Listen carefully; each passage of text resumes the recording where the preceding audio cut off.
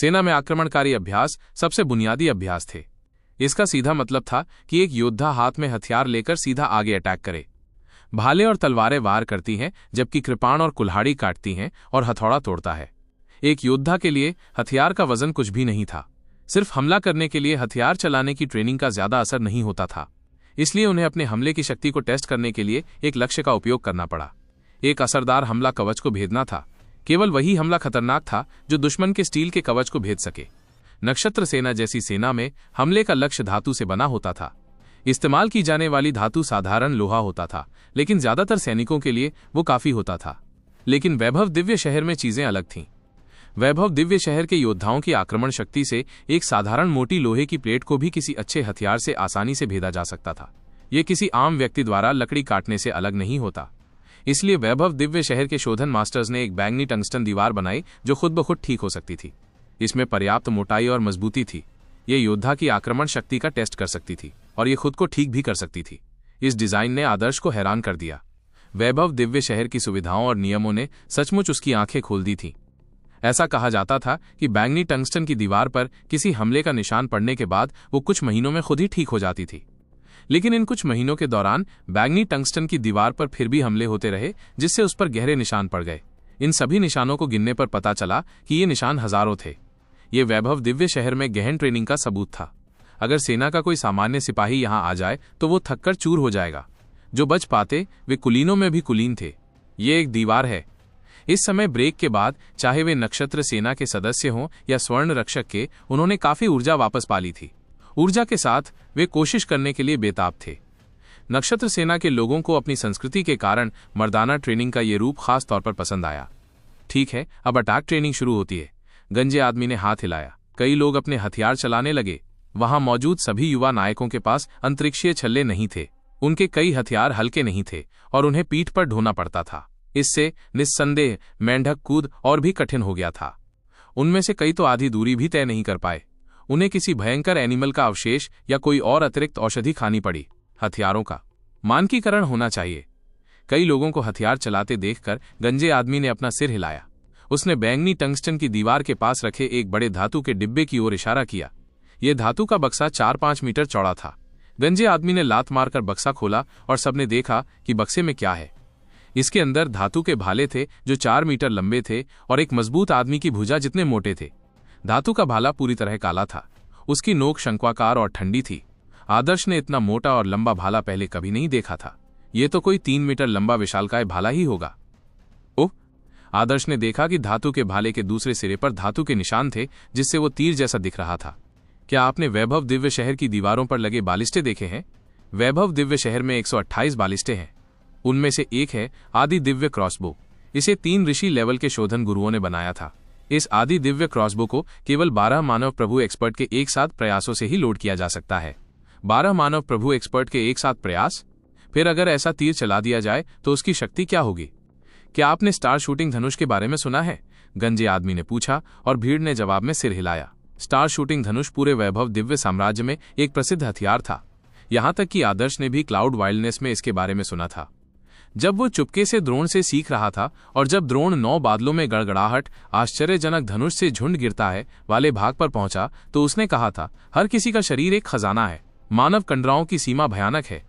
Star shooting धनुष की डोरी वैभव दिव्य साम्राज्य के संस्थापक सम्राट के कंडराओं से बनी थी। गंजे आदमी ने धातु के बक्से से एक धातु का भाला निकाला था। उसे हाथ में थामते हुए उसने कहा, तुमने अंदाजा लगा ही लिया होगा कि ये मोटा भाला आदि दिव्य धनुष का तीर है। अगर इसकी भेदक क्षमता की बात करें तो आदि दिव्य धनुष से निकले तीर स्टार शूटिंग धनुष से पूरी तरह बराबर है। ये किसी आदिम प्रजाति के एनिमल को भी घायल कर सकता है। गंजे आदमी की बातें सुनकर सबके दिल उछल पड़े। तीर की मोटाई और लंबाई से जो एहसास हुआ उसने प्राइमल डिवाइन क्रॉसबो को भयानक बना दिया। लेकिन यह कहना पड़ेगा कि स्टार शूटिंग बो ज्यादा भयानक था। केवल 12 मानव प्रभुओं की एक साथ शक्ति से ही आदि दिव्य धनुष को चलाया जा सकता था, इसलिए इसके इस्तेमाल में कई रिस्ट्रिक्शंस थे। और जिस तरह से उस गंजे आदमी ने कहा, भेदने की शक्ति के मामले में आदि दिव्य धनुष की तुलना केवल स्टार शूटिंग धनुष से ही की जा सकती थी। जहां तक स्टार शूटिंग धनुष का सवाल है, ये सिर्फ भेदने की शक्ति के बारे में नहीं था। स्टार शूटिंग धनुष से छोड़े गए बाणों में स्वर्ग, पृथ्वी, युआन क्यूई और असली सत्य समाहित थे। इससे उत्पन्न होने वाली शक्ति का विस्फोट आदि दिव्य धनुष से भी अधिक था। बेशक स्टार शूटिंग धनुष को चलाने के लिए कम से कम एक मानव ऋषि होना जरूरी था। इस वजह से आदिम दिव्य क्रॉसबो का इस्तेमाल करने के लिए मानव प्रभुओं के एक साथ प्रयास की तुलना में ये अतुलनीय था। आज के हमले के अभ्यास के लिए हम इनका इस्तेमाल करेंगे। ये कहते हुए गंजे आदमी ने लापरवाही से 4 मीटर लंबा मोटा धातु का तीर बैंगनी टंगस्टन की दीवार पर एक तेज आवाज के साथ फेंक दिया। डिंग! एक साफ धातु जैसी ध्वनि गूंजी। तीर की पूंछ के कंपन से किसी व्यक्ति के कान के पर्दे सुन्न हो गए। ये दृश्य देखकर सबकी सांसें रुक गईं। उसने इतनी आसानी से उसे फेंका था मानो किसी केक में चॉपस्टिक डाल दी हो। क्या तुम खुद को साबित नहीं करना चाहते? आगे आओ, एक भाला पकड़ो और बिना किसी परवाह के उसे धातु की दीवार में घुसा दो। घुसाओ और बाहर निकालो। अगर तुम मर्दों के बुनियादी काम भी नहीं कर सकते तो तुम्हें खुद को नपुंसक बना लेना चाहिए और फिर कभी खुद को मर्द कहने की जहमत मत उठाना। गंजे आदमी ने तुच्छ और व्यंग्यात्मक लहजे में कहा। वैभव दिव्य साम्राज्य में कई पुरुष 15 साल की उम्र में ही शादी कर लेते थे। 14 साल का एक युवक लड़का लड़की के रिश्तों को लेकर संवेदनशील होता था। दरअसल उनमें से कई लोग को अलविदा कह चुके थे, इसलिए गंजे आदमी के शब्दों से सहज ही कुछ खास जुड़ाव पैदा हो जाते थे। इस समय सभी युवा, खासकर नक्षत्र सेना के क्रूर सैनिक, उत्साहित और बेचैन थे। वे अपनी मर्दाना क्षमता साबित करने के लिए बेताब थे। सेना पुरुष प्रधान थी, हालांकि किंग लुआन वेई जैसी महिला सेनाएं भी थीं, फिर भी कई लोग यही मानते थे कि सेना पुरुषों की है। पुरुषों पर नपुंसक होने का आरोप कैसे लगाया जा सकता है? कौन उस गंजे आदमी की उनके प्रति नफरत को सहन कर सकता था? उनमें से कई अपनी उंगलियां चटका रहे थे और हथेलियां रगड़ रहे थे। वे कोशिश करने के लिए बेताब थे, मानो वे जंगल के दिव्य हॉल और मेंढक कूद के प्रोसेस के दौरान होने वाली भारी ऊर्जा की खपत को भूल ही गए थे। हालांकि उन्होंने अपनी कुछ ऊर्जा वापस पा ली थी, फिर भी वे ये साबित नहीं कर पा रहे थे कि वे इंसान हैं। प्रशिक्षक किन, मुझे जाने दो। देखते हैं कौन इसे सबसे ज्यादा बार डाल पाता है। यार, मैं तो इसे 100 बार डालना चाहता हूं। अगर आप पुरुष हैं तो आपको इसे 100 बार डालना होगा। नक्षत्र सेना के कई युवक चिल्लाए, इन मानव जानवरों को अपनी मर्दाना ताकत दिखाने से ज्यादा और क्या उत्साहित कर सकता है? गंजे आदमी के चेहरे पर एक गहरी मुस्कान थी। जरूर, जो लोग इसे आजमाना चाहते हैं वे आगे आएं। तुरंत ही नक्षत्र सेना के 8 सदस्य दौड़े। ये लोग धातु के बक्से से आदिम तीर को पकड़ने के लिए इंतजार नहीं कर सकते थे, लेकिन जैसे ही आदिम तीर उनके हाथों में आया, उनके एक्सप्रेशंस बदल गए। भारीपन और छूने पर ठंडक ने उन्हें एक निर्दयी सच्चाई बताई। ये तीर उनकी इमेजिनेशन से कहीं ज्यादा भारी था। नक्षत्र सेना के कुछ सदस्यों को पसीना आने लगा। दरअसल यदि ये आदिम तीर सामान्य धातु से बना होता तो भी 4 मीटर लंबाई और भुजा जितनी मोटाई वाले इस तीर का वजन 2,000,3,000 पाउंड होता। हालांकि आदिम तीरों को खास भारी धातुओं से बनाया गया था, इसलिए उनका वजन सामान्य धातु से 100 गुना अधिक था। और लंबे तीर के कारण तीर का एक सिरा झुका हुआ था, जिससे तीर को उठाना अधिक कठिन हो गया। आमतौर पर इन नक्षत्र सेना के सदस्यों की चरम स्थिति में वे मुश्किल से ही ऐसा तीर उठा पाते, लेकिन अब जंगल के दिव्य हॉल में 2 घंटे बिताने और मेंढक कूदने के बाद ऐसा लग रहा था जैसे उन्हें यातना दी गई हो, जिससे वे बुरी तरह थक गए हों। हालांकि उन्होंने कुछ ऊर्जा वापस पा ली थी, लेकिन उनके पास इतना भारी आदिम तीर उठाने का कोई मेथड नहीं था। ऊपर, इसे मेरे लिए ऊपर उठाओ। ये हट्टे कट्टे नौजवान जोर जोर से चिल्ला रहे थे। उन्होंने अपनी पूरी ताकत लगा दी, दांत पीस लिए, गाल फुला लिए और लगभग आंखें फोड़ लीं। आओ हटो। एक युवक की मांसपेशियां फड़क उठीं और उसके सिर पर केंचुए जैसी नस उभर आई, लेकिन उसने लाख कोशिश की, माथे पर पसीने के अलावा कुछ नहीं हुआ। जिनके पास अधिक शक्ति थी वे केवल तीर का आधा हिस्सा ही उठा पाए, लेकिन आदिम तीर को पूरी तरह से नहीं उठा पाए। कमजोर लोगों ने, जिन्होंने जंगल के दिव्य हॉल में अपनी सारी ऊर्जा खर्च कर दी थी, बस यही महसूस किया कि आदिम तीर बॉक्स में जम गया है। चाहे उन्होंने कितनी भी ताकत लगा ली हो, तीर एक ही जगह पर रहा। स्वर्ण रक्षक के सदस्यों सहित आसपास के लोग इस दृश्य को देखकर हैरान रह गए। ये तो मजाक है। ये नक्षत्र सेना के सदस्य, जिनके दिमाग तो मूर्ख हैं लेकिन अंग भी विकसित हैं, आदिम तीर भी नहीं उठा सकते। दीवार में छेद करना तो दूर की बात है। एक स्वर्ण रक्षक योद्धा ने धीरे से अपनी बात कही। जब से वे वैभव दिव्य शहर में आए थे, उन्हें एक के बाद एक ट्रेनिंग लेना मुश्किल हो रहा था। ट्रेनिंग बहुत कठिन थी। आखिरकार वैभव दिव्य शहर में आने के बाद से ये उनका औपचारिक ट्रेनिंग का पहला दिन था। भविष्य में उन्हें लगातार इसी तरह की ट्रेनिंग लेनी होगी। अगर वे इसे नहीं कर पाए तो परिणाम बहुत बुरे होंगे। लगभग 15 मिनट तक चिल्लाने के बाद नक्षत्र सेना के कुछ सदस्य एक एक करके जमीन पर गिर पड़े। उनके चेहरे सूज गए थे, उनकी जीभ मुंह से बाहर निकली हुई थी। वे सचमुच बहुत थक गए थे। तुम इसे खड़ा कर सकते हो या नहीं? गंजे आदमी ने ताना मारा। स्टैंडिंग अप शब्द सुनकर वे सभी शर्मिंदा महसूस करने लगे। पुरुषों के लिए यह कहना वर्जित था कि वे खड़े नहीं हो सकते, लेकिन अब उनके पास जवाब देने का कोई तरीका नहीं था। मैंने इतने कमजोर लोग पहले कभी नहीं देखे। पहले तो मुझे लगा था कि तुम इसे अंदर नहीं डाल पाओगे, लेकिन अब तो तुम इसे ऊपर भी नहीं उठा पा रहे हो। जब तुम इसे खड़ा ही नहीं कर सकते तो इसे रखने का क्या मतलब है? बेहतर होगा कि तुम खुद को नपुंसक बना लो और औरत बन जाओ। गंजे आदमी के शब्द वाकई जहरीले थे। आगे बढ़े हुए नक्षत्र सेना के सदस्य जमीन में गड्ढा खोदकर छिप जाना चाहते थे। ये बहुत शर्मनाक था। उन्हें अपनी पूरी लाइफ में कभी इतनी शर्मिंदगी महसूस नहीं हुई थी। एक युवक ने कुछ नाराजगी से कहा, प्रशिक्षक किन, ऐसा नहीं है कि हम इसे उठा नहीं सकते, लेकिन ये आदिम तीर बहुत भारी है। प्रशिक्षक किन, आप इसे आसानी से उठा सकते हैं, लेकिन हम अभी भी जवान हैं। हमने अभी अभी जंगल के दिव्य हॉल में 2 घंटे बिताए हैं और भार उठाते हुए मेंढक कूद की है। हमारी ऊर्जा अभी पूरी तरह से रिकवर नहीं हुई है। बस हमें थोड़ा समय दो। एक बार जब हम अपनी ऊर्जा वापस पा लेंगे तो इस आदिम तीर को उठाना मुश्किल नहीं होगा। इन बातों से युवक ये संकेत दे रहा था कि गंजा आदमी अपनी उम्र का इस्तेमाल उनके खिलाफ कर रहा था और उन्हें असंभव एक्टिविटी करने के लिए मजबूर कर रहा था। युवक की बातें सुनकर गंजे आदमी ने एक ठंडी नजर डाली जिसे समझना मुश्किल था। ओह, सच में? ये जवाब सुनकर युवक तुरंत चुप हो गया।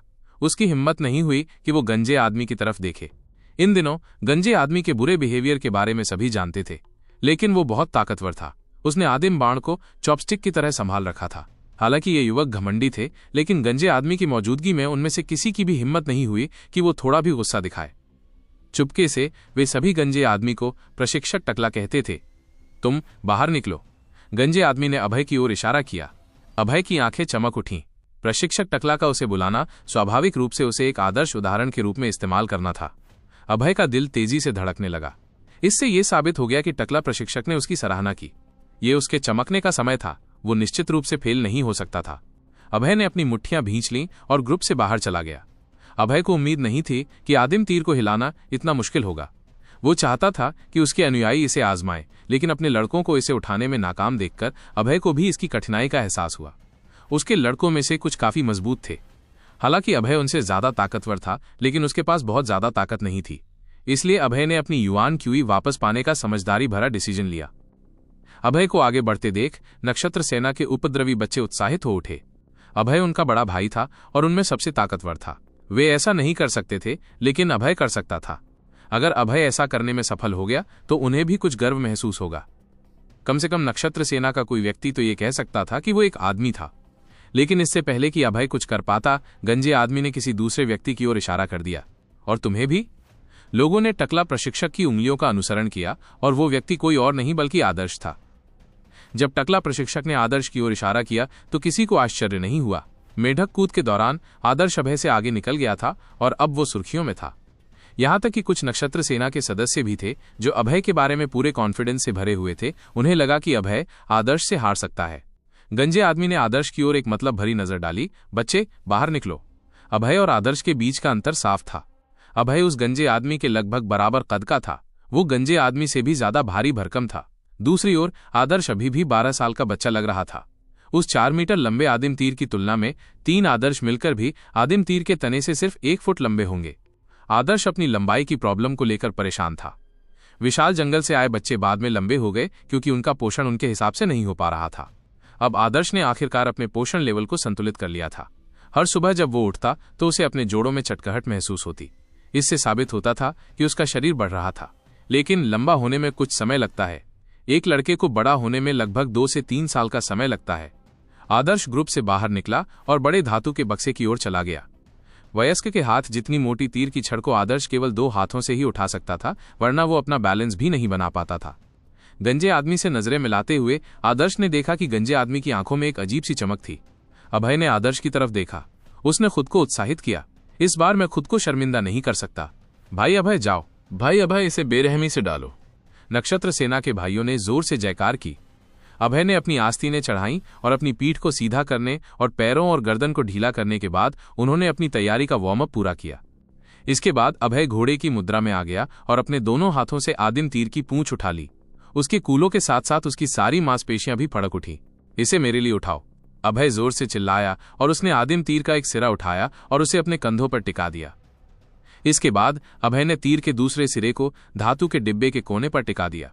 उसका शरीर तीर के साथ 2 मीटर तक फिसला, जिससे उसके कंधे तीर के बीच में आ गए। इसके साथ ही उसने आदिम तीर को ऊपर उठा लिया। भाई अभय, बहुत बढ़िया। ये दृश्य देखकर नक्षत्र सेना के सदस्य उत्साह से लाल हो गए, मानो उन्होंने अभी अभी कोई शक्तिवर्धक औषधि खा ली हो। अभय पहला व्यक्ति था जिसने आदिम तीर उठाया। इसे अंदर डालो, इसे अंदर डालो। नक्षत्र सेना का ग्रुप जोर से चिल्लाया। अभय ने तेजी से अपनी शक्ति का प्रदर्शन करते हुए आदिम तीर उठाया और बड़े बड़े कदमों से बैंगनी टंगस्टन की दीवार की ओर दौड़ा। वो एक जंगली सांड की तरह आगे बढ़ रहा था। डैंग! एक धातु जैसी आवाज हुई और आदिम तीर धातु की दीवार से जोर से टकराया। अभय की बाहों और कंधों पर कंपन होने लगा और वे सुन्न हो गए। उसका कंधा मानो टूटकर बिखर रहा था।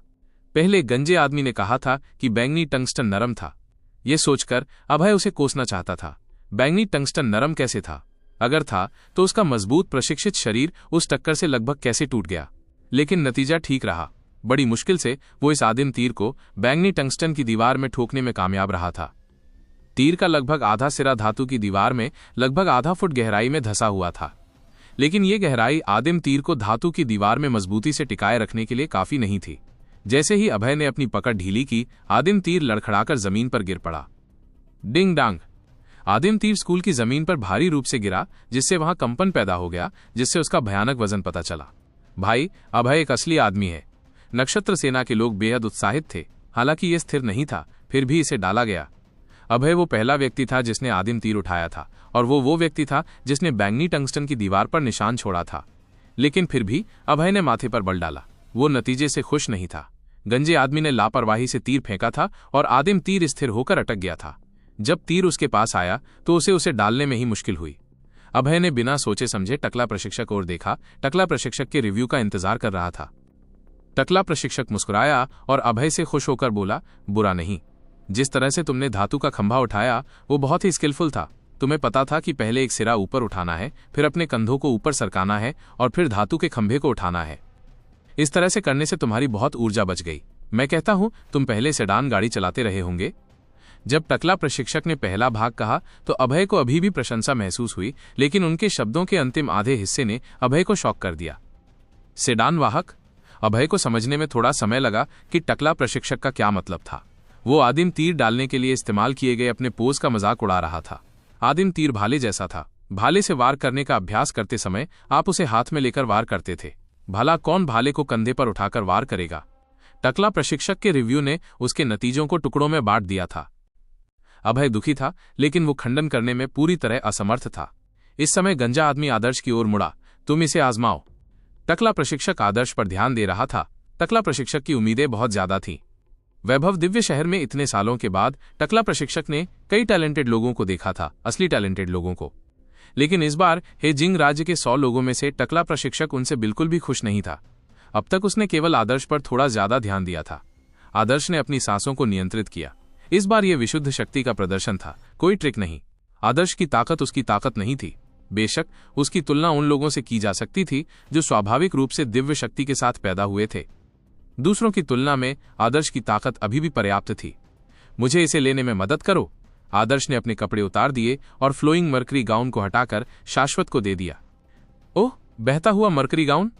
कई लोगों ने आदर्श के पहने हुए कपड़े देखे और एक नजर में ही पहचान लिया कि बहते पारे के गाउन का वजन 10 कड़ाहियों से लेकर 1000 कड़ाहियों तक था। जब आदर्श मेंढक कूद कर रहा था तो उसने जाहिर तौर पर फ्लोइंग मरकरी गाउन भी पहना हुआ था। लेकिन अगर फ्लोइंग मरकरी गाउन 10 कड़ाहियों पर था तो 10 अतिरिक्त कड़ाहियों के साथ 250 कड़ाहियां, कुल 260 कड़ाहियां ही थीं, और ये कोई मजेदार बात नहीं थी। भाई आदर्श, सावधान रहना। तुम अभी अभी जंगल के दिव्य हॉल से बाहर आए हो और तुमने बहुत देर तक मेंढक कूद की है। ये तीर हल्का नहीं लग रहा, चोटिल मत हो जाना। आदर्श ने शाश्वत को भरोसा दिलाते हुए सिर हिलाया। अगर ये गति की परीक्षा होती तो आदर्श अभी भी अपना फ्लोइंग मरकरी गाउन पहन सकता था, लेकिन अपने शरीर की ताकत की परीक्षा में आदर्श को पूरी ताकत लगानी पड़ती। अपनी पूरी ताकत लगाने के बावजूद भी वो दूसरों को संतुष्ट नहीं कर पाएगा। आज की ट्रेनिंग आदर्श के लिए एक बड़ी चुनौती थी। उसे लग रहा था कि अपनी मौजूदा ताकत के साथ बैंगनी टंगस्टन की दीवार में आदिम तीर डालना बेहद मुश्किल होगा। आदर्श मेटल बॉक्स के पास गया और उसमें से एक आदिम तीर निकाला। जैसे ही उसने तीर की रॉड को छुआ, बर्फ जैसी ठंडी धातु ने उसकी दिल की धड़कन बढ़ा दी। अपने पैरों को जमीन पर मजबूती से टिकाकर बायां हाथ आगे और दायां हाथ पीछे करके उसने आदिम बाण पर दबाव डाला। उसने आदिम बाण को उठाने के लिए अपने कंधे का इस्तेमाल नहीं किया, बल्कि अपने दोनों हाथों से उस मोटे दिव्य बाण को उठाना चाहा। प्रशिक्षक केदार सही थे। भाला तो हाथों से ही चलाना पड़ता है, तो फिर उसे कंधों से उठाकर कैसे चलाया जा सकता है? ये लड़का! अभय समझ गए कि आदर्श क्या करने वाले थे। आदिम बाण को अपने हाथों से उठाना उसे अपने कंधों से उठाने से कहीं ज्यादा कठिन था। गहरी सांस लेते हुए आदर्श की आंखें चमक उठीं। अपने पैरों और कूल्हों का इस्तेमाल करते हुए उसने अपने दोनों कंधों और बाहों पर जोर लगाया। उसने उस पल अपनी पूरी ताकत लगा दी। ऊपर आदर्श की मांसपेशियां फूल गईं और नसें उभर आईं। उसने आदिम तीर उठा लिया। यह सचमुच अविश्वसनीय रूप से भारी था। आदर्श ने प्राइमल एरो का भयानक वजन साफ महसूस किया। इसने उसकी बांह की मांसपेशियों को खींच लिया, लगभग फाड़ ही डाला। नक्षत्र सेना के सदस्यों को प्राइमल एरो को उठाने की कोशिश में हार का सामना करना पड़ा था, और ये बिना किसी कारण के नहीं था। इस लड़के ने सचमुच इसे उठा लिया। जब नक्षत्र सेना के सदस्यों ने यह दृश्य देखा तो वे हैरान रह गए। लेकिन आदिम तीर को उठाना तो बस पहला कदम था। असली मुश्किल तो उस दिव्य तीर को बैंगनी टंगस्टन की दीवार में घुसाना था। आदिम तीर को हाथ में लेकर आदर्श ने अपनी भुजाओं को तीर के मध्य की ओर आगे बढ़ाया। सब देख सकते थे कि आदर्श की बांह कांप रही थी। ऐसा इसलिए था क्योंकि उसकी मांसपेशियां आदिम बाण के जबरदस्त दबाव को सहन नहीं कर पा रही थीं और वे विरोध कर रही थीं। इससे यह साबित हो गया कि आदर्श अपनी सीमा के कगार पर थे। यदि ये 1 महीने पहले की बात होती तो आदर्श के लिए प्राइमल एरो जैसी चीज को उठाना इम्पॉसिबल होता। पर अब आदर्श के दांतियन में उसकी ऊर्जा धीरे धीरे प्रवाहित हो रही थी। ये ऊर्जा आदिम प्रजाति की वीरानियों की शक्ति से आ रही थी। आदिम प्रजाति की ऊर्जा अत्यंत शुद्ध थी। आदर्श के रक्त प्रवाह में प्रवेश करते ही उसने आदर्श को ताज़ा महसूस कराया, उसकी अस्थि मज्जाओं को शुद्ध किया। मेंढक कूद के बाद से ही इस आदिम प्रजाति की ऊर्जा ने आदर्श को शक्ति दी थी। ये धीरे धीरे आदर्श के मांस और रक्त में घुलती जा रही थी। भाई आदर्श, शुभकामनाएं। आदर्श, जाओ। स्वर्ण रक्षक दल के सदस्यों ने अपनी मुट्ठियां भींच लीं और आदर्श के लिए जोरदार अटैक किया। आदर्श ने बैंगनी टंगस्टन की दीवार को देखा और अपने दांतों को भींचते हुए वो आगे बढ़ा। जमीन पर उसके हर कदम से जमीन पर लगी विशेष टाइल में जोरदार कंपन होता था। आदर्श ने तेजी से आदिम तीर ऊपर उठा लिया। उसके दोनों हाथ फोर्सफुली आगे बढ़ गए। डैंग! एक तेज गड़गड़ाहट के साथ प्राइमल एरो ने बैंगनी टंगस्टन की दीवार पर जोरदार प्रहार किया। एक जबरदस्त प्रतिक्षेप ने आदर्श को पीछे धकेला और उसके पूरे शरीर में खून का सैलाब उमड़ पड़ा। इतना मुश्किल! बैंगनी टंगस्टन की दीवार भयानक रूप से कठोर थी। प्राइमल एरो केवल आधा फुट गहराई तक ही छेद कर पाया। यह गहराई प्राइमल एरो को बैंगनी टंगस्टन की दीवार में फंसाए रखने के लिए पर्याप्त नहीं थी। इसे छोड़ने से प्राइमल एरो गिर जाएगा। आदर्श के माथे पर एक नस उभर आई और उसने दांत भींच लिए। वो कुछ कदम पीछे हटा और अपने दोनों हाथों की ताकत से उसने आदिम तीर वापस अंदर कर दिया। डैंग! दूसरे प्रहार से आदर्श को ऐसा महसूस हुआ जैसे उसने अपने शरीर की सभी मांसपेशियों को फटते हुए सुना हो। कुछ ही दूरी पर लोग डर से कांप उठे। आदर्श ने असल में दीवार को 2 बार भेदने के लिए आदिम तीर का इस्तेमाल किया था, लेकिन वो दोनों बार असफल रहे। दूसरे प्रहार का जोर पहले से कमजोर था। हालांकि तीर ज्यादा अंदर गया, फिर भी उसकी गहराई 1 फुट से भी कम थी। इस समय आदर्श की मांसपेशियां और टेंडन फटने से घायल हो चुके थे। वो आगे नहीं बढ़ पा रहा था। डिंग डांग! आदिम तीर जमीन पर गिर गया। आदर्श की भुजाएं धीरे से कांपने लगीं। अपनी शक्ति का प्रशिक्षण रातों रात नहीं हो सकता। हालांकि आदर्श ने आदिम प्रजातियों की ऊर्जा को निर्जन दिव्य हॉल से एब्जॉर्ब कर लिया था, फिर भी वो उन लोगों से बदतर थे जो लंबे समय से अपनी शक्ति का प्रशिक्षण ले रहे थे और छोटी उम्र से ही जड़ी बूटियों में डूबे हुए थे। ज्योति जैसे अद्वितीय प्रतिभाशाली लोगों की तुलना में यह अंतर और भी अधिक था। आदर्श को पकड़ने के लिए समय चाहिए था। कमजोर! प्रशिक्षक केदार का मूल्यांकन केवल एक शब्द था। इस शब्द का प्रयोग आदर्श सहित 100 लोगों के मूल्यांकन के लिए किया गया था। आदर्श चुप था। वो जानता था कि उसकी ताकत सामान्य मानी जाती है। गति कौशल के मामले में उसके पास सूक्ष्मता थी, लेकिन शक्ति के मामले में उसके पास कोई ट्रम्प कार्ड नहीं था। केवल फ्लोइंग मरकरी गाउन के प्रशिक्षण ने उसे उन प्रतिभाशाली लोगों के साथ तुलना करने का कोई कारण नहीं दिया। एक पल के लिए माहौल सीरियस हो गया। एक लंबी खामोशी के बाद प्रशिक्षक केदार ने कहा, कई साल पहले जब मैं लगभग तुम्हारी उम्र का था, मैं वैभव दिव्य साम्राज्य के शहर में आया था। मेरा पहला प्रशिक्षण भी ऐसा ही था, और तब मैं एक भी आदिम बाण नहीं भेद पाया था। प्रशिक्षक केदार के शब्दों ने कई युवाओं को उनकी ओर देखने के लिए प्रेरित किया। वो दुबले पतले हो गए थे और उनके चेहरे पर एक जख्म का निशान था।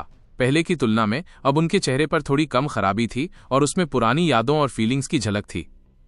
प्रशिक्षक केदार भी एक बार वैभव दिव्य साम्राज्य के शहर में प्रशिक्षु थे।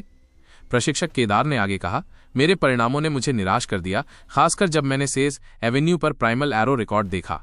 क्या तुमने इस पर ध्यान दिया? सेज एवेन्यू पर बहुत सारे रिकॉर्ड प्लेटफॉर्म थे, इसलिए वहां से गुजरते हुए वे सब कुछ नहीं देख पाए। उन्होंने सिर हिला दिया। प्रशिक्षक केदार ने कहा, बैंगनी टंगस्टन की दीवार में प्राइमल एरो डालने का एक विशेष रिकॉर्ड होता है। रिकॉर्ड बनाने के लिए 3 जरूरी शर्तें हैं। पहली, साधक की उम्र 15 साल या उससे कम होनी चाहिए। दूसरी, उनकी साधना का स्तर युआन के मूल क्षेत्र से नीचे होना चाहिए। तीसरी, प्राइमल एरो का इस्तेमाल करके डालने के लिए 15 मिनट की समय सीमा होती है। उस समय रिकॉर्ड प्राइमल एरो से बैंगनी टंगस्टन की दीवार में 109 बार छेद करने का था। 109। ये सुनकर उन्हें ठंडी सांस आई। ये संख्या तो बहुत ही हास्यास्पद थी।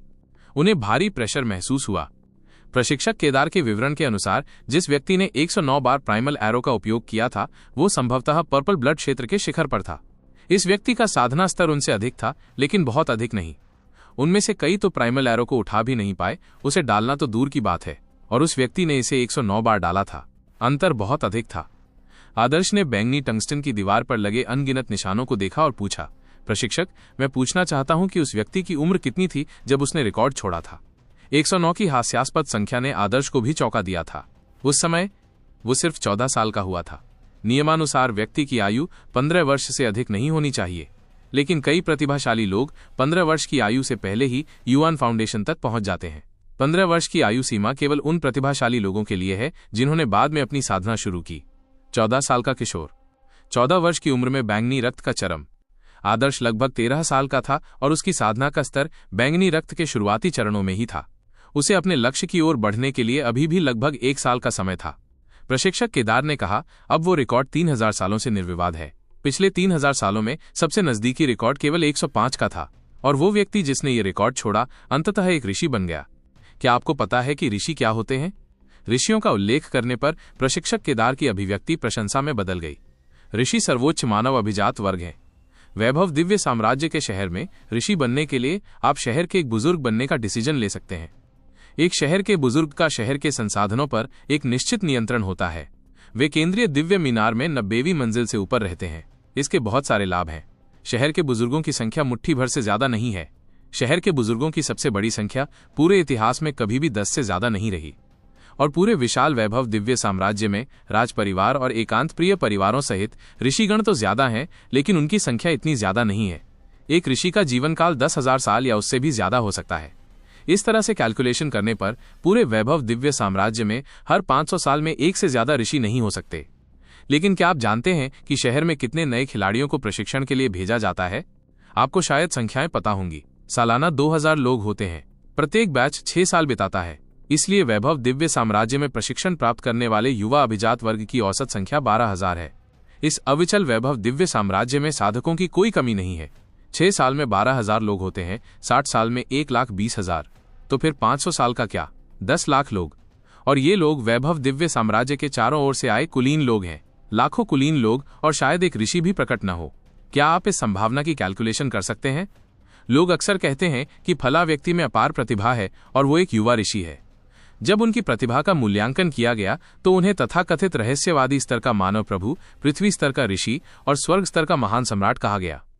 लेकिन वास्तव में जिन प्रतिभाशाली लोगों को युवा ऋषि कहा जाता था, उनके ऋषि बनने की संभावना बहुत कम है। जिन युवा नायकों को पृथ्वी स्तर के ऋषि स्तर का माना गया था, उनके पास ही ऋषि बनने का मौका है। और क्या वे ऐसा कर पाएंगे? कठिन। प्रशिक्षक केदार के शब्दों ने उपस्थित युवा नायकों को अवाक कर दिया। हर 500 साल में एक बार एक ऋषि। वैभव दिव्य साम्राज्य के 10 लाख कुलीन लोग मिलकर भी शायद एक ऋषि को जन्म न दे पाए। देवराज उस समय वैभव दिव्य साम्राज्य के शहर में स्वर्ग और पृथ्वी दोनों की सम्मान सूची में प्रथम स्थान पर थे। उन्हें युवा ऋषि का दर्जा दिया गया था, लेकिन उनके ऋषि बनने की 1% भी संभावना नहीं थी। माहौल शांत हो गया। प्रशिक्षक केदार उन पर ठंडा पानी डालने से नहीं डरते थे। अगर ठंडे पानी से उनकी मार्शल आर्ट का कंपास इतनी आसानी से बिगड़ सकता है, तो फिर उनकी सफलता कभी नहीं होनी थी। आदर्श ने प्रशिक्षक केदार की बातों पर थिंक किया। क्लाउड वाइल्डरनेस के ताओ आदिवासी कबीले में आदर्श का मूल्यांकन किया गया था और उसके परिणाम बस यही थे। रहस्यवादी श्रेणी 5। वो मानव प्रभु स्तर था। जहां तक विक्रम और तेजस की बात है, वे तो बस पीले स्तर यानी मानव कुलीन वर्ग में थे। जिन लोगों का मूल्यांकन ऋषि स्तर के प्रतिभाशाली लोगों के रूप में किया जाता है, वे ऋषि नहीं बन पाते। वो तो बस मानव प्रभु स्तर के थे, और मानव प्रभुओं के बीच भी उनका मूल्यांकन शिखर पर नहीं था। फिर वो अभी भी बहुत दूर थे। लेकिन आदर्श निराश नहीं हुआ। आखिरकार वो कब से मार्शल आर्ट का एक्सपीरियंस ले रहे थे? आधे वर्ष से अधिक नहीं। आधे साल में यह सामान्य बात थी कि वो उन लोगों की बराबरी नहीं कर पाते थे जो मार्शल आर्ट परिवारों से आते थे और 5 साल की उम्र से प्रशिक्षण लेना शुरू कर देते थे। आदर्श के आगे का रास्ता अभी भी लंबा था। आदर्श और उनके साथियों का प्रशिक्षण सूर्यास्त तक चलता रहा। आदर्श समेत सभी थककर चूर हो चुके थे। उन्हें ऐसा लग रहा था जैसे शरीर की एक परत उतर गई हो। लेकिन अंत तक केवल 10 लोग ही प्राइमल एरो उठा पाए। उन 10 में अभय और आदर्श के अलावा बाकी नक्षत्र सेना के सदस्य थे जिन्होंने लंबे समय तक रेस्ट किया था। वे बमुश्किल बेहतर हालत में प्राइमल एरो उठा पाए, लेकिन किसी ने भी प्राइमल एरो का उपयोग करके बैंगनी टंगस्टन की दीवार पर 1 फुट से अधिक गहरा निशान नहीं छोड़ा। आज से तुम कभी भी स्कूल के मैदान में प्रशिक्षण के लिए आ सकते हो। ये बैंगनी टंगस्टन की दीवार तुम्हारे उपयोग के लिए है। 30 दिन। मैं तुम्हें 30 दिन का समय देता हूं। अगर कोई उस समय तक बैंगनी टंगस्टन की दीवार में 3 आदिम तीर भेद देगा तो मैं उसे जंगल के दिव्य हॉल में 2 घंटे की साधना का इनाम दूंगा। उन्हें विदा करने से ठीक पहले प्रशिक्षक केदार ने अचानक ये शब्द कहे, जिससे युवाओं के दिलों में हलचल मच गई। जंगल के दिव्य हॉल में साधना के समय का इनाम। सिर्फ आदर्श ही नहीं, बाकी सभी लोग निर्जन दिव्य हॉल में साधना करने के लिए बेचैन थे। निर्जन दिव्य हॉल में आदिम प्रजातियों की मूर्तियां उनके लिए बेहद फायदेमंद थी। अगर वे कभी कभार वहां जा पाते तो उनकी साधना का स्तर कई गुना बढ़ जाता। लेकिन इसमें कोई शक नहीं था कि 30 दिनों में बैंगनी टंगस्टन की दीवार में 3 प्राइमल एरो ठोकना कोई आसान काम नहीं था। प्रशिक्षक केदार ने जो इनाम दिया था वो सिर्फ 2 घंटे का था। या तो प्रशिक्षक केदार कंजूस थे या फिर जंगल के दिव्य हॉल में साधना का समय बहुत कीमती था, जिससे प्रवेश करना मुश्किल हो गया था। प्रशिक्षक केदार, अगर कोई जंगल के दिव्य हॉल में प्रवेश करने के लिए ड्रैगन स्केल रून्स खर्च करना चाहे तो उसकी कीमत कितनी होगी? कोई खुद को रोक नहीं पाया और पूछा। प्रशिक्षक केदार ने व्यंग्य किया, हे, तुम सब पराजित सैनिकों के समूह जैसे लग रहे हो। अगर मैं इसे सीधे तौर पर कहूं तो जंगल के दिव्य हॉल में धारा के प्रवाह को जाने देना संसाधनों की बर्बादी है।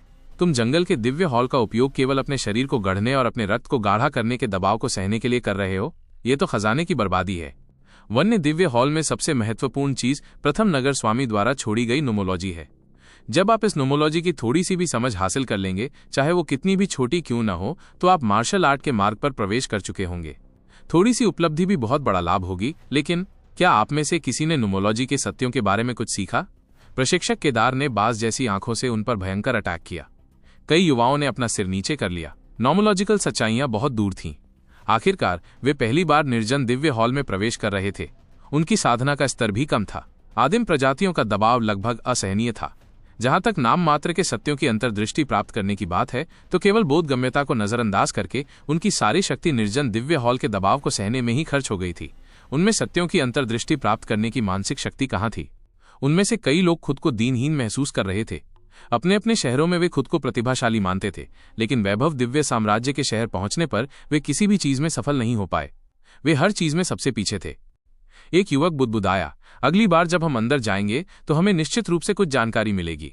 युवक की सांस फूल रही थी क्योंकि प्रशिक्षक केदार के सामने उसकी कोई ताकत नहीं थी। प्रशिक्षक केदार हंसे।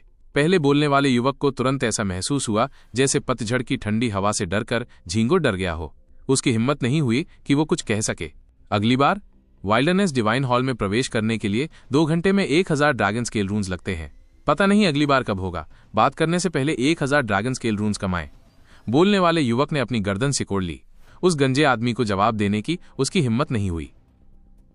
एक युवक ने पूछा, 1000 ड्रैगन स्केल रून्स? हमें नहीं पता कि ये कितना है। 1000 ड्रैगन स्केल रून्स कमाना कितना मुश्किल है? आदर्श ने सोचा और पूछा, प्रशिक्षक केदार, क्या मैं जान सकता हूं कि ड्रैगन स्केल रून्स अर्जित करने के सबसे तेज तरीके क्या हैं? वहां उपस्थित कई युवा पुनः वन्य दिव्य हॉल में प्रवेश करना चाहते थे, लेकिन जो सबसे अधिक ऐसा चाहता था वो कोई और नहीं बल्कि आदर्श था। जंगल के दिव्य हॉल में हर प्रवेश से आदर्श की ताकत में कई गुना वृद्धि हुई। आदर्श से अधिक कोई भी वन्य क्षेत्र के दिव्य हॉल से लाभ नहीं उठा सकता था। अब तक आदर्श ने आदिम प्रजाति की अधिकांश ऊर्जा पहले ही एब्जॉर्ब कर ली थी। उसे लग रहा था कि उसकी साधना का स्तर बैंगनी रक्त के मध्य चरणों के निकट पहुंच रहा है। प्रशिक्षक केदार ने कहा, ड्रैगन स्केल रून्स कमाने के 6 सामान्य तरीके हैं। पहला, वीरान जानवरों को मार डालो और वीरान जानवरों की लाशों को वैभव दिव्य साम्राज्य के शहर से ड्रैगन स्केल रून्स के बदले में ले लो। अगर तुम बलवान हो तो ड्रैगन स्केल रून्स कमाना बहुत तेज होगा, लेकिन वीरान जानवरों का शिकार करने के लिए जरूरी ताकत बहुत ज्यादा होती है। तुम जैसे लोग जो वीरान दिव्य हॉल में सिर्फ 2 घंटे रहने से ही लंगड़ा जाते हैं, वीरान जानवरों का भोजन तभी बनेंगे जब तुम दिव्य वीरान में शिकार करने जाओगे। दूसरा तरीका भी तेज है। ये दूसरे साधकों से ड्रैगन स्केल रून्स अर्जित करके होता है। उदाहरण के लिए, दूसरों के साथ व्यापार करना या जुए के मैच में दूसरों से लड़ना। वैभव दिव्य साम्राज्य के शहर के युद्ध क्षेत्रों में न केवल आप ड्रैगन स्केल रून्स पर दांव लगा सकते हैं, बल्कि गौरव अंक भी दांव पर लगाए जा सकते हैं। लेकिन मैं आपको एडवाइस देता हूं कि आप वहां न जाएं। अपनी वर्तमान शक्ति के साथ आप वध के लिए भेड़ बन जाएंगे। भेड़ियों के झुंड के सामने आप अपना सब कुछ खो देंगे। तीसरा तरीका है सम्मानों की 3 सूचियों में शामिल होना। हर महीने जब रैंकिंग तैयार की जाती है तो ड्रैगन स्केल रून्स की एक बड़ी मात्रा प्रदान की जाएगी। बेशक ये तभी पॉसिबल है जब आप इस सूची में शामिल हो सकें। अगले 2 सालों में आपके लिए शायद कोई मौका नहीं है। चौथा तरीका कुछ खास उपलब्धियां हासिल करना है, जैसे कोई रिकॉर्ड तोड़ना या किसी नुमोलॉजी में अंतर्दृष्टि प्राप्त करना। यह आपको ड्रैगन स्केल रून्स की एक मुश्त भारी मात्रा दे सकता है, लेकिन स्वाभाविक रूप से इसका आपसे कोई लेना देना नहीं है। 5वां तरीका है अपने प्रशिक्षक से रिवॉर्ड प्राप्त करना। लेकिन क्या तुम्हें लगता है कि तुम्हारी योग्यता के आधार पर मैं तुम्हें ड्रैगन स्केल रून से पुरस्कृत करूंगा? आखिरी तरीका, विविध काम करना, खनन करना, जड़ी बूटियां चुनना या दूसरों के लिए डिफेंडर बनकर ड्रैगन स्केल रून्स कमाना। ये तरीका बेशक धीमा है, लेकिन इसका फायदा यह है कि जब तक आप इंसान हैं आप इसे कर सकते हैं। प्रशिक्षक केदार के शब्दों ने तुम लोग कमजोर हो वाली बात को कभी नहीं छोड़ा। ये सुनकर युवा नायक अवाक रह गए। अंत में ड्रैगन स्केल रून्स कमाने के सबसे आम 6 तरीकों में से पहले 5 तरीकों का उनसे कोई लेना देना नहीं था। उन्हें लगा जैसे प्रशिक्षक केदार बस अपने मनोरंजन के लिए उन्हें उन तरीकों के बारे में बता रहे थे। सबसे व्यावहारिक मार्ग अंतिम वाला था, जो सबसे कम तकनीकी था, जिसमें विविध कार्य करने पड़ते थे। ड्रैगन स्केल रून्स कमाने में यह धीमा था और यह सुनने में भी अच्छा नहीं लग रहा था। वैभव दिव्य साम्राज्य के शहर में साधना करने से पहले उन्हें तरह तरह के काम करने पड़ते थे, लेकिन अपने प्रशिक्षण के लिए उन्हें तरह तरह के काम करने पड़े। आखिरकार ये वैभव दिव्य साम्राज्य का शहर था, जो एक योद्धाओं का शहर था। वहां कोई सामान्य मनुष्य नहीं था और न ही कोई कमजोर योद्धा थे। तो फिर शहर में तरह तरह के काम करने के लिए कौन बचा था? बेशक उन्हें ही तो करना था, क्योंकि वैभव दिव्य साम्राज्य के शहर में शायद वे ही सबसे कमजोर लोग थे। प्रशिक्षक केदार, मैं पूछना चाहता हूं, अगर हम अलग अलग काम करते तो हम एक दिन में कितने ड्रैगन स्केल रून्स बनाते? एक युवक खुद को पूछे बिना नहीं रह सका। यह इस बात पर डिपेंड करता है कि आप क्या करते हैं। आमतौर पर यह दिन में लगभग 20 बार होता है। प्रशिक्षक केदार के शब्दों को सुनकर उपस्थित युवकों को ऐसा महसूस हुआ जैसे उनके हृदय कीचड़ से सने खुरों वाले लगभग 10,000 सींग वाले जानवरों की भगदड़ में हो। प्रतिदिन लगभग 20? तो फिर क्या उन्हें वाइल्डनेस डिवाइन हॉल में 2 घंटे बिताने के लिए 1 या 2 महीने बचाने की आवश्यकता नहीं होगी? यह तो मजाक ही होगा। वे जानते थे कि वैभव दिव्य साम्राज्य के शहर में कई साधना संसाधन थे और वे जंगल दिव्य हॉल तक सीमित नहीं थे। ड्रैगन स्केल रून्स के अन्य उपयोग भी थे। वैभव दिव्य साम्राज्य के शहर के 90% साधना संसाधनों को खरीदने के लिए ड्रैगन स्केल रून्स की आवश्यकता थी। उनके लिए अपने सभी ड्रैगन स्केल रून्स को बचाने के लिए खाना पीना छोड़ना इम्पॉसिबल था, ताकि वे निर्जन दिव्य हॉल में प्रवेश कर सकें।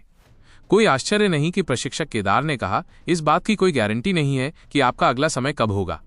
यदि वे इसी तरह आगे बढ़ते रहे तो उनका वाइल्डनेस डिवाइन हॉल से कोई लेना देना नहीं रह जाएगा। और यह स्पष्ट था कि वैभव दिव्य साम्राज्य के शहर में अन्य बहुमूल्य साधना संसाधन भी थे, जो वन्य क्षेत्र दिव्य हॉल जैसे थे। उन्हें प्राप्त करने के लिए उन्हें हजारों या लाखों ड्रैगन स्केल रून्स की आवश्यकता थी। मैं समझ गया। इसीलिए वैभव दिव्य साम्राज्य के शहर में प्रवेश करने पर नौसिखियों को वन्य क्षेत्र दिव्य हॉल साधना में 2 घंटे बिताने का समय मिलता है। ये नौसिखियों को यह बताने के लिए है कि वैभव दिव्य साम्राज्य का शहर अच्छी चीजों से भरा है। अगर आप में क्षमता है तो आकर इसे प्राप्त करें। ये नए लोगों का मनोबल बढ़ाने के लिए है। वे इस बात की उम्मीद नहीं कर रहे हैं कि नए लोग उन 2 घंटों में संस्थापक नगर स्वामी के नाम मात्र के सत्यों की कोई जानकारी हासिल कर लेंगे। आदर्श समझ गया। जिस व्यक्ति ने वैभव दिव्य साम्राज्य के शहर में विभिन्न नियम बनाए थे, उसने बहुत सोच विचार किया था। कई युवा नायक अब थोड़े हतोत्साहित हो चुके थे। क्या आपको लगता है कि वैभव दिव्य साम्राज्य के शहर के संसाधन आपके लिए तैयार हैं? वैभव दिव्य साम्राज्य के शहर में इतने सारे साधक हैं, उच्च स्तरीय संसाधन सीमित हैं, इनका डिस्ट्रीब्यूशन कैसे हो सकता है? वैभव दिव्य साम्राज्य के शहर में एक प्रबल ध्रुवीकरण है। यहाँ के 10% से भी कम विशेषज्ञों के पास 90% संसाधन है। आपको क्या लगता है कि वैभव दिव्य साम्राज्य के शहर में सभी प्रतिभाओं को इकट्ठा करने का कारण क्या है? ओह! प्रशिक्षक केदार की बातें सुनकर वे अवाक रह गए। एक युवक ने कमजोर स्वर में कहा, क्या इसका उद्देश्य वैभव दिव्य साम्राज्य के शहर में एकत्रित होकर हमें पोषित करने पर ध्यान केंद्रित करना नहीं है? उनके लिए वैभव दिव्य साम्राज्य के शहर के संसाधन उनके जैसे साधकों के लिए तैयार किए गए थे। पालन पोषण पर ध्यान? प्रशिक्षक केदार हंसे। ये बिल्कुल सही है। ये पालन पोषण पर ध्यान केंद्रित करने के लिए है, लेकिन ये तरीका आपके आइडिया से अलग है। क्या आपने जहरीले कीड़ों के प्रजनन के बारे में सुना है? इन्हें पालने वाले लोग एक जार में तरह तरह के जहरीले कीड़े डालेंगे, फिर वे कीड़ों को तरह तरह का जहरीला खाना खिलाएंगे जिससे वे बढ़ेंगे। बाद में जार को बंद कर दिया जाएगा और कोई खाना नहीं दिया जाएगा। ऐसा इसलिए ताकि कीड़े आपस में लड़ें और एक दूसरे को खा जाएं। कुछ 100 कीड़ों में से सिर्फ एक ही बचेगा और वो होगा किंगवर्म, सबसे जहरीला कीड़ा। इस समय तुम वो कीड़े हो जिन्हें पकड़ा जा रहा है। दिव्य साम्राज्य तुम्हारा पालन पोषण करना चाहता है, लेकिन वह तुम में से केवल कुछ ही लोगों का पालन पोषण करना चाहता है। बाकी सब तो नष्ट होने के लिए ही बने हैं। उन्हें स्वर्ग के गौरवशाली पुत्र बनने के लिए चुने गए लोगों के लिए कदम रखने के पत्थर बनने के लिए बनाया गया है। प्रशिक्षक केदार की इस उपमा को सुनकर सभी युवा नायक निराश हो गए। वे सभी अपनी अपनी भूमि के सबसे बेहतरीन व्यक्ति थे, लेकिन वैभव दिव्य साम्राज्य के शहर में उनका पहला सामना चारा बनने से हुआ। उन सभी को इकट्ठा करने का उद्देश्य केवल उन्हें एक दूसरे के खिलाफ लड़ाना था तथा कमजोरों को खत्म करके ये तय करना था कि राजा कीड़ा कौन है। प्रशिक्षक केदार ने कहा, शक्तिशाली योद्धाओं के ग्रुप में से केवल सबसे शक्तिशाली ही असली राजा होता है। आपका ग्रुप ही आपका भविष्य तय करता है, इसलिए आप सभी प्रतिस्पर्धी हैं। मानव अद्वितीय एक्सपर्ट अनगिनत प्रतिभाओं पर कदम रखकर मार्शल आर्ट के शिखर तक पहुंचते हैं। लाखों लोगों में से एक भी ऋषि नहीं। वैभव दिव्य साम्राज्य के शहर में एक ऋषि के जन्म के लिए कितने युवा नायकों को कुचलना पड़ता है। वैभव दिव्य साम्राज्य का शहर सभी को एक जैसी परिस्थितियां देता है। ये सब आप पर डिपेंड करता है। आप एक अद्वितीय एक्सपर्ट बनते हैं या एक ऐसा कदम जिसे कुचल दिया जाएगा। प्रशिक्षक केदार ने बिना किसी रोक टोक के कहा। यह सुनकर युवा नायक मिश्रित भावनाओं से भर गए। सफलता हजारों कंकालों की नींव पर खड़ी होती है। कोई भी दूसरों के लिए एक सीढ़ी नहीं बनना चाहता था जिसे वे रौंद सकें। तुरंत ही कई युवाओं को खतरे का भारी एहसास हुआ। चाहे वो वाइल्डनेस डिवाइन हॉल का प्रलोभन था, महान उपलब्धियां हासिल करने की प्यास थी या खतरे की प्रबल फीलिंग थी, वे सभी आगे बढ़ते रहने के लिए प्रेरित थे। मनुष्य कभी संतुष्ट नहीं होते। उपस्थित कई युवा नायक अच्छे कुलों से थे और वे इस रहस्यमयी पवित्र भूमि वैभव दिव्य साम्राज्य के शहर में साधना के लिए आए थे, जो अपने आप में अद्भुत थी। लेकिन वे जानते थे कि अब उन पर प्रेशर बढ़ रहा है। उनमें से कुछ को परिवार के भीतर संसाधनों और प्रतिष्ठा के लिए कड़ी कंपटीशन का सामना करना पड़ा। कुछ को परिवार की समृद्धि का भारी बोझ उठाना पड़ा। वे चारा कैसे बन सकते थे? उन पर जो दबाव था वो राज्य के चयन से पहले विक्रम पर पड़े दबाव से कुछ कम नहीं था। दिव्य साम्राज्य के हर कोने से आए ज्यादातर युवा नायकों को ड्रैगन स्केल रून्स कमाने के लिए तरह तरह की नौकरियां करनी पड़ी। वैभव दिव्य साम्राज्य के शहर में मिले एक्सपीरियंस ने उन्हें यह समझाया कि लोग चाहे कितने भी बेहतरीन क्यों न हों, उनसे बेहतर कोई न कोई जरूर निकलेगा। दूसरों से आगे न निकलकर उन्हें शून्य से शुरुआत करनी होगी। लगभग 10 तरह के विविध काम होते हैं। कोई निश्चित सैलरी नहीं होती। आप कितना कमाते हैं यह आपके अपने कौशल पर डिपेंड करता है। लेकिन सामान्य तौर पर कुछ काम ऐसे होते हैं जो दूसरों से ज्यादा मुनाफे वाले होते हैं। मैं सबसे ऊंचे से शुरू करूंगा। सबसे बड़ा काम है एक स्पैरिंग पार्टनर बनना। कुछ अनुभवी साधकों को अपनी साधना के दौरान किसी के साथ स्पैरिंग करने की जरूरत होगी। सुरक्षात्मक उपकरण पहनने के बाद आप उनके साथ स्पैरिंग करेंगे। एक निश्चित समय तक टिके रहने पर आपको उसी अनुपात में ड्रैगन स्केल रून्स मिलेंगे। अगर आपके पास कुछ कौशल है तो आप अमीर लोगों के साथ स्पैरिंग मिशन पर जा सकते हैं और उसके अनुसार मुआवजा काफी ज्यादा होगा। बेशक चोट लगना भी आसान है। इसके अलावा इस बात की भी बहुत संभावना है कि आप आधे महीने तक बिस्तर पर पड़े रहें। क्या ये दूसरों के लिए मुक्केबाजी का एक जरिया नहीं है? ये युवा नायक स्वाभिमानी लोग थे। अगर ये पहले की बात होती तो उन्हें ऐसे शर्मनाक काम करना अस्वीकार्य लगता। लेकिन प्रशिक्षक केदार की बातें सुनने और प्रशिक्षण लेने के बाद उनके स्वाभिमान को बार बार ठेस पहुंची थी। अब उन्हें कोई फर्क नहीं पड़ता था, क्योंकि बिना ताकत के वे गरिमा की बात कैसे कर सकते थे। इसके अलावा मुक्के का थैला बनना चारा बनने से बेहतर था। एक्सपर्ट बनने के लिए व्यक्ति को भार सहन करना पड़ता है तथा मार सहना भी सीखना पड़ता है। दूसरा सबसे बड़ा काम है फोर्जिंग। आप में से किसी के पास हथियारों को परिष्कृत करने की क्षमता नहीं है, लेकिन कोई बात नहीं। हथियार परिशोधित करने की प्रोसेस के कुछ हिस्सों में कुछ खास धातुओं को गढ़ना पड़ता है। फोर्जिंग हथौड़े का इस्तेमाल करके आपको इसे लाखों बार या उससे भी ज्यादा बार गढ़ना होगा। अगर आपको लगता है कि आपके पास जरूरी असाधारण ताकत है तो आप इस मिशन को पूरा कर सकते हैं। तीसरा काम है दीवारों पर गश्त लगाना और दीवारों पर बैलिस्टिक का रखरखाव करना। ये एक बहुत ही मेहनत वाला काम है जिसके लिए आपको सरणियों की जानकारी होनी चाहिए। ये 3 सबसे ज्यादा तनख्वाह वाली नौकरियां हैं। इसके बाद और भी आम नौकरियां हैं, जैसे स्कूल के मैदान में या शहर के प्रवेश द्वार पर पहरा देना, या वैभव दिव्य साम्राज्य के शहर के पशु बाड़ों में पाले गए आत्मिक पशुओं की देखभाल करना, जड़ी बूटियां चुनना, दैनिक आवश्यकताओं के डिस्ट्रीब्यूशन का प्रबंधन करना आदि। अंतिम कुछ कार्य आमतौर पर महिलाओं द्वारा किए जाते हैं। प्रशिक्षक केदार ने विभिन्न नौकरियों का परिचय देना समाप्त किया। उन्हें सुनकर कई युवाओं को लगा कि पहले 3 काम ज्यादा विश्वसनीय थे। पहला वाला, जो एक पंचिंग बैग बनने वाला था, सुनने में तो अच्छा नहीं लग रहा था, लेकिन किसी एक्सपर्ट के साथ प्रैक्टिस करके वे दूसरे के आक्रामक कौशल सीख सकते थे। चकमा देकर और पिटकर वे किसी एक्सपर्ट के साथ लड़ने का एक्सपीरियंस प्राप्त कर सकते थे। इसके अलावा वेतन भी अच्छा था, जो इसे सबसे उपयुक्त नौकरी बनाता था। मैं पहले के लिए एप्लीकेशन करूंगा। मैं भी पहले के लिए एप्लीकेशन करूंगा, एक स्पैरिंग पार्टनर के रूप में। उपस्थित युवाओं ने तुरंत अपनी इच्छाएं व्यक्त की। प्रशिक्षक केदार की याददाश्त अच्छी थी और उन्हें सभी के एप्लीकेशन याद थे। मैं दूसरा वाला फोर्जिंग अप्लाई करूंगा। मेरी ताकत काफी अच्छी है। कुछ लाख बार वार करने पर यह मेरी ताकत को भी ट्रेन कर सकता है। तब तक मैं ये मानने को तैयार नहीं हूं कि मैं इस बैंगनी टंगस्टन की दीवार को प्राइमल एरो से 40-50 बार भेद नहीं सकता। अभय ने अपनी आस्तीनें ऊपर चढ़ाई और धीमी दबी हुई आवाज में कहा। वो भी अच्छे परिणाम पाने के लिए खुद को पूरी ताकत से लगाना चाहते थे। उन्हें एक ही दिन में बहुत ज्यादा झटके लग गए थे। मैं पहले स्पैरिंग के लिए अप्लाई करूंगा, जीजू ने कहा। लोगों के समूह में वो प्रेशर महसूस कर सकता था। हालांकि प्रशिक्षक केदार ने उन्हें कमजोर बताया था, लेकिन उनकी तुलना में जीजू उनमें से आधे से ज्यादा लोगों से कमजोर था। यहां तक कि विविध नौकरियों के लिए भी कड़ी कंपटीशन थी। अपना डिसीजन लेने के बाद जीजू ने प्रशिक्षक केदार के साथ आदर्श की ओर देखा। इस पॉइंट तक आदर्श का प्रदर्शन सबसे उत्कृष्ट था। हालांकि प्रशिक्षक केदार को इससे कोई आश्चर्य नहीं हुआ था, लेकिन उनका मानना था कि 6 साल के प्रशिक्षण के बाद आदर्श जरूर चमकेगा। हालांकि आदर्श के लिए पहले साल में शीर्ष 1000 में जगह बनाना इम्पॉसिबल था, फिर भी उसमें 3 साल के अंदर शीर्ष 1000 में जगह बनाने की पूरी संभावना थी। प्रशिक्षक केदार की भी इच्छा थी कि वो अपनी प्रतिभा विकसित कर सके। आदर्श ने कुछ देर सोचा और मुस्कुराया। मैं जड़ी बूटी चुनने के लिए अप्लाई करूंगा। आदर्श के सरल वाक्य ने उपस्थित युवा नायकों को चौंका दिया। जड़ी बूटी चुनना? प्रशिक्षक केदार ने भी अपनी भूमें थोड़ी ऊपर उठाई। उन्होंने जिन छात्रों को अपने यहां रखा था, उनमें से बहुत कम ने जड़ी बूटियां चुनने के लिए अप्लाई किया था, और वे सभी लड़कियां थीं। आखिरकार महिलाएं केवल अन्य महिलाओं के लिए ही युद्ध साझेदार हो सकती थी। अगर युद्ध साझेदारों की संख्या बहुत ज्यादा हो तो पुरुष भी अन्य काम कर सकते थे, जैसे कि गढ़ना। महिलाएं गढ़ने के लिए उपयुक्त नहीं थीं। इसी तरह गश्त लगाना और बैलिस्टिक का रखरखाव करना भी आमतौर पर लड़कियों का काम नहीं था। इसलिए वे लड़कियां जो युद्ध में भागीदार नहीं बन सकीं, जड़ी बूटियां चुनने, आत्मिक जानवरों की देखभाल करने और सामग्री डिस्ट्रीब्यूट करने जैसे काम करने लगीं। लेकिन आदर्श, जिसके बारे में प्रशिक्षक केदार को लगता था कि उसके अच्छे भविष्य हैं, जड़ी बूटियां चुनना चाहते थे। इस प्रकार अन्य युवा नायकों ने आदर्श को अजीब नजरों से देखा। क्या यह आदमी बहुत ताकतवर नहीं है?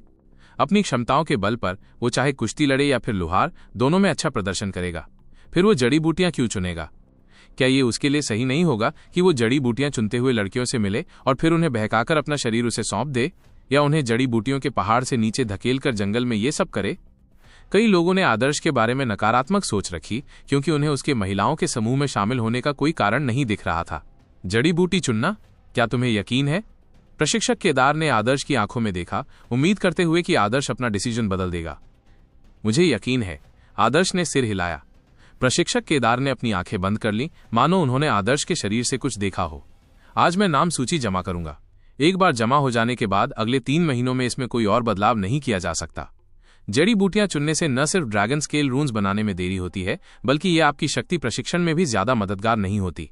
मैं आपसे एक बार फिर पूछूंगा, क्या आप वाकई जड़ी बूटियां चुनना चाहते हैं? मुझे यकीन है, आदर्श ने शांति और दृढ़ता से उत्तर दिया। आसपास के लोग अवाक रह गए। साफ था कि प्रशिक्षक केदार आदर्श की इतनी बातें सुनकर उसकी सराहना कर रहे थे, लेकिन आदर्श उनकी सराहना नहीं कर रहे थे। प्रशिक्षक केदार ने भौहें चढ़ाईं। आखिरकार उन्होंने अपना सिर हिला दिया। डिसीजन प्रशिक्षु पर डिपेंड करता था और वो इसमें दखल नहीं देंगे। चूंकि आदर्श ने डिसीजन ले लिया था, इसलिए ये उन पर निर्भर नहीं था। मैं तुम्हारे लिए जड़ी बूटी चुनने की नौकरी के लिए अप्लाई कर दूंगा। मैं तुम्हें एक सलाह दूंगा। वैभव दिव्य साम्राज्य के शहर में थोड़े असाधारण लोग उतने महान नहीं होते। उनके लिए लोगों के विशाल सागर में डूब जाना बहुत आसान है और फिर कभी नजर नहीं आते। इस बार के 2000 नए लोगों में कई अच्छे बच्चे थे। 100 लोग, यानी आप जो जिंग राज्य या जिंग राज्य के आसपास के दक्षिण पूर्वी राज्यों से आए हैं। झोंग राज्य या शाही शहर या फिर एकांत प्रिय परिवारों से सीधे भेजे गए लोगों की तुलना में आप बहुत पीछे हैं। शायद तुम्हें ये पता नहीं होगा, एक दिन पहले इसी स्कूल के मैदान में निर्भय नाम के एक प्रतिभाशाली युवा ने इस बैंगनी टंगस्टन की दीवार को 7 बार भेदा था। वो एक एकांत प्रिय परिवार से था। और 2 दिन पहले शाही शहर की एक लड़की ने जंगल के दिव्य हॉल में आदिम प्रजाति की मूर्ति से कुछ नाम मात्र की अंतर्दृष्टि प्राप्त करने में कामयाबी हासिल की। इस लड़की का नाम प्रिया है और वो वैभव दिव्य साम्राज्य के रक्षक ड्यूक की प्रिय बेटी है। प्रशिक्षक केदार के शब्दों से सभी की पलकें झपक गईं। डिफेंडर ड्यूक की प्यारी बेटी, एक एकांत प्रिय परिवार से प्रतिभाशाली युवा। डिफेंडर ड्यूक वैभव दिव्य साम्राज्य का ड्यूक होता था। ड्यूक की उपाधि में डिफेंडर शब्द होने के कारण वो सर्वोच्च स्तर का अधिकारी होता था। जहां तक एकांत प्रिय परिवार का प्रश्न है तो वो और भी अधिक भयावह था। वैभव दिव्य साम्राज्य में कुछ बड़े पारिवारिक कुलों की पारिवारिक विरासत अथाह रूप से गहरी थी और वे शाही परिवार के बराबर भी हो सकते थे। इनमें से कुछ कुलों का इतिहास वैभव दिव्य साम्राज्य से भी पुराना है। कुछ तो वैभव दिव्य साम्राज्य के कंस्ट्रक्शन से भी पहले से मौजूद थे, या कुछ राजवंश तो उससे भी पहले से, जो एक पीढ़ी से दूसरी पीढ़ी तक चले आ रहे थे। कुछ पारिवारिक कुलों ने वैभव दिव्य साम्राज्य के संस्थापक दिव्य सम्राट को उसके एरिया हासिल करने में मदद की थी। इसलिए संस्थापक दिव्य सम्राट ने उन्हें दिव्य साम्राज्य के 9 बड़े राज्य उनकी शाश्वत जागीर के रूप में दिए थे। इन पारिवारिक कुलों ने वैभव दिव्य साम्राज्य के शाही परिवार के साथ पीढ़ियों से विवाह किए, जिससे दोनों के बीच एक अभिन्न संबंध बना। कहा जा सकता है कि इन्हीं पारिवारिक कुलों के कारण वैभव दिव्य साम्राज्य इतने वर्षों तक टिका रहा। इन पारिवारिक कुलों की एकाकी प्रकृति के कारण आम लोगों की उन तक पहुंच नहीं थी, इसलिए इन्हें एकांत प्रिय पारिवारिक कुल कहा जाता था, न कि इसलिए कि वे वास्तव में छिपे हुए थे। जहां तक अभय और उनके साथियों का सवाल है, वे बड़े परिवारों से थे, लेकिन उनके परिवार जिंग राज्य या आसपास के छोटे राज्यों से थे। ऐसे परिवार किसी राज्य के एक छोटे से प्रांत में ही रहते थे। एक प्रांतीय परिवार कुल के पास दिव्य साम्राज्य स्तर पर एकांत प्रिय परिवार कुलों के साथ तुलना करने का कोई तरीका नहीं था।